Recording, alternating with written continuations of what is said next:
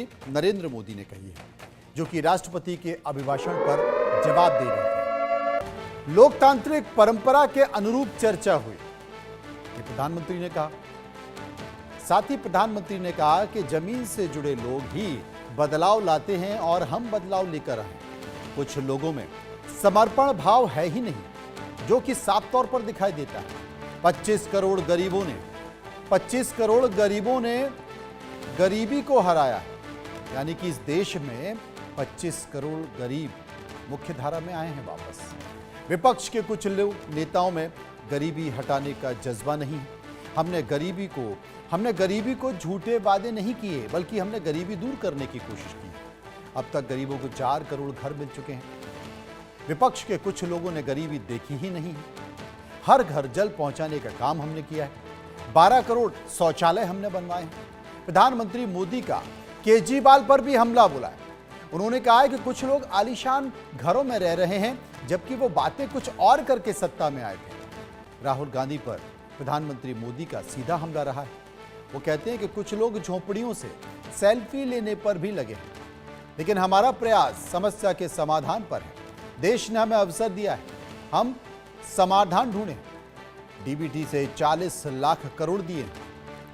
तमाम तरह की जिक्र देश के प्रधानमंत्री नरेंद्र मोदी ने की है। इसके साथ साथ नरेंद्र मोदी ने यह भी कहा है कि यह हमारा तीसरा टर्म है और कई वर्षों तक ऐसे ही हम काम करते रहेंगे।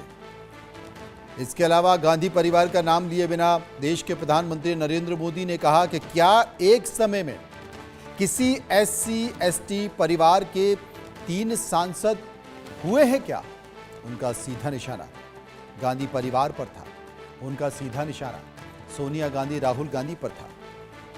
उनका सीधा निशाना प्रियंका गांधी पर था, क्योंकि एक ही समय में गांधी परिवार के 3 लोग संसद के सदस्य हैं। सोनिया गांधी राज्यसभा में, लोकसभा में प्रियंका गांधी, राहुल गांधी। इसके साथ साथ कई मुद्दों पर उन्होंने चर्चा की। उन्होंने कहा कि विकसित भारत में 140 करोड़ देशवासियों का सपना पूरा हो रहा है। हम इलेक्ट्रिक सामान एक्सपोर्ट कर रहे हैं। छोटे उद्योग आत्मनिर्भर भारत के प्रतीक हैं। देश में करीब 1 करोड़ गिग वर्कर्स हैं। मेट्रो नेटवर्क का 1000 किलोमीटर पार कर गया है। विकसित भारत के लिए फ्यूचर रेडी शहर जरूरी है। नदियों को जोड़ने की वकालत अंबेडकर ने की थी, हम उनका सपना पूरा कर रहे हैं। किसानों को 2 लाख करोड़ रुपए दिए हैं। 3000 रुपए में जो यूरिया की बोरी मिलती है, हमने उसे 300 रुपए में किसानों को पहुंचाया।